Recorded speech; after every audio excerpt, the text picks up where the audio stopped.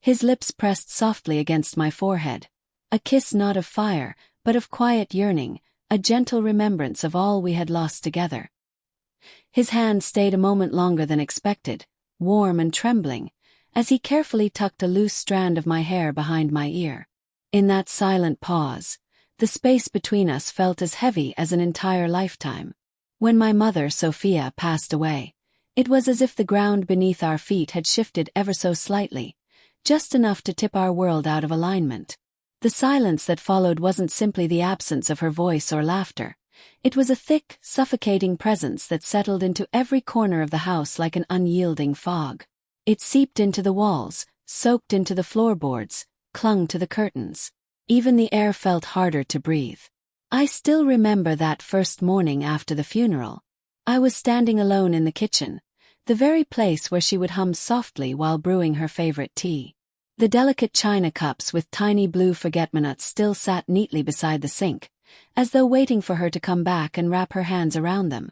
The sunlight streamed through the window but felt cold, touching the room with a chill that whispered, "She's really gone." My father, his name is Marcus, sat motionless in the living room.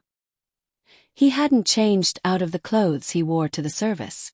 I think part of him believed that to change would be to admit she wasn't coming back. He wasn't ready. Neither was I. In those early days we hardly spoke. Not because we didn't want to, but because the words simply wouldn't come. He moved through each day like an actor reciting lines from a script long memorized, but without any real life behind it. I hovered nearby, careful not to disturb him, as if even the slightest wrong look might shatter him into 1,000 fragile pieces. Yet, the grief between us, though quiet, was palpable. It was in the way he hesitated before sitting in her favorite armchair, only to choose another seat instead. It was in how his eyes darted to her photograph on the mantel, only for a moment before quickly turning away. We were both mourning the same woman, but in vastly different ways. I missed her warmth, her laughter, her uncanny ability to know exactly what I needed before I even spoke. Marcus missed the rhythm of the life they'd built together, the daily rituals, the quiet companionship that threaded their days. 2 weeks passed. The casseroles stopped arriving. The calls slowed. Life outside our home resumed, leaving us behind. I was folding laundry in my room when I heard him call my name.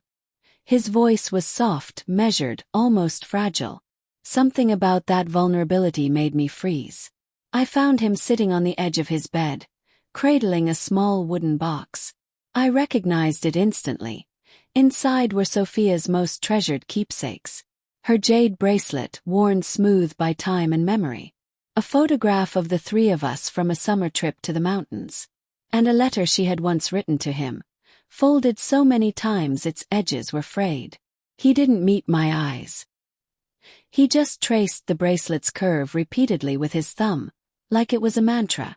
Then, barely above a whisper, he said, "I need you to do something your mother used to do for me." Froze. The tenderness in his words wrapped around me like a vice, tightening my chest. I scrambled to understand. There was no urgency, no shame, just a quiet plea.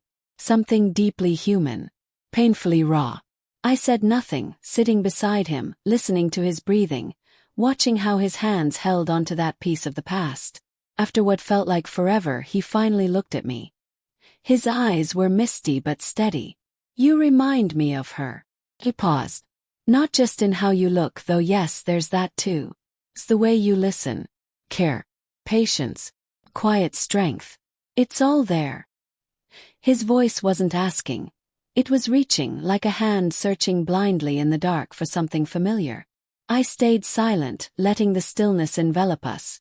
Heavy but oddly comforting. That night sleep eluded me.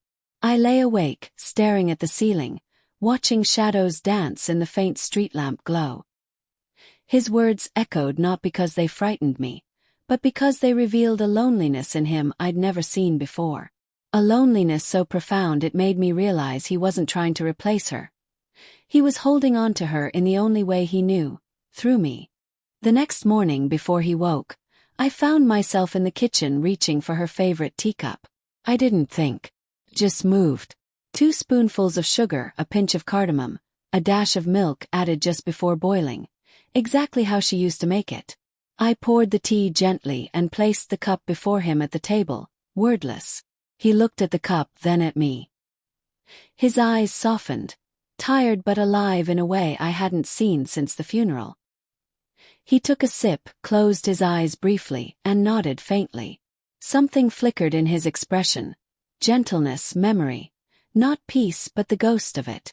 Later that afternoon, he stood quietly in my doorway as I folded a blanket on my bed. Then he said something I'll never forget. She had this way of making me feel like I still mattered, even on days I didn't believe it myself. I turned to him, fully present, and saw everything in his face. He wasn't asking me to become her. He was asking me to keep alive the love she gave, to help him believe the warmth she brought didn't vanish with her. So I began doing small things, not out of obligation but because I wanted to. Sitting with him at breakfast, asking how he slept, playing her favorite songs while cooking. Occasionally, he'd share stories about her I'd never heard before. How she sang off-key while washing dishes. How she wrote him a poem during their first year of marriage and slipped it into his sock drawer. Every memory painted a fuller picture, not just of Mom, but of the woman he had loved as his soulmate. He didn't want me to replace her, just to remember her. Through me, through the moments we shared. One evening, on the back porch, stars twinkling above, a soft breeze stirred the wind chimes she'd once called tacky but secretly adored. She used to talk about everything, he said, staring at the sky. Even when I didn't want to listen, she made me listen. He smiled a little sadly. You're like that. You care maybe too much. But it's a gift. Don't ever lose that. His words unraveled me. I had been carrying our grief alone, trying to be strong. But in that moment, I knew I didn't have to bear it by myself. I wasn't just his daughter anymore. I was a bridge to something he feared losing, hope. That night, under the stars, something shifted. Not with thunder, but quietly, like a door closing softly behind us. A chapter ending, making room for something new. I began to see the man beneath the grief. Not just Marcus, my father, but Marcus, the partner who had loved deeply and lost painfully. The man who wore her memory like a second skin.